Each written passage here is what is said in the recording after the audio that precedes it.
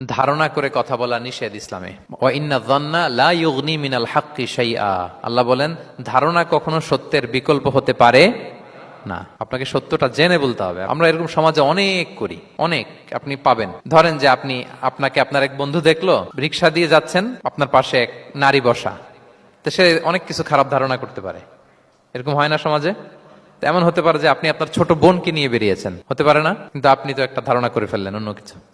বা আপনার ভাগ্নিকে নিয়ে বের হয়েছেন, আপনার আপন খালাকে নিয়ে বেরিয়েছেন কোনো কাজে, ডাক্তারের কাছে বা কিছু একটা হতে পারে। কিন্তু তাকে দেখেই আমি এদিক সেদিক বলতে আরম্ভ করলাম যে ওকে তো দেখছি এরকম এরকম এরকম। আছে না নাই? আমাদের সমাজে আমি দেখেছি যে কারো যদি ঠোঁট কালো হয় তো মানুষ ধারণা করে নেয় লোকটা মনে হয় সিগারেট খায়। কিন্তু সিগারেট সেবন করা ছাড়াও কারো ঠোঁট কালো হতে পারে কি পারে না বলেন? এই যে এগুলো সমাজে প্রচলিত। বিয়ে করার পর পর ইমিডিয়েট যদি কেউ একটা গাড়ি কিনে বা হুন্ডা কিনে, এটা কি বলে বলেন তো? এই বোধহয় শ্বশুর বাড়ি থেকে যৌতুক নিয়ে আসছে।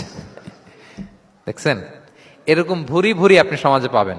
আন্দাজে ধারণার উপরে আমরা অনেক কথা বলে ফেলি, কিন্তু নিশ্চিত না হয়ে আপনি কোনো কমেন্টসে যেতে পারবেন না, এটা একেবারে নিষেধ।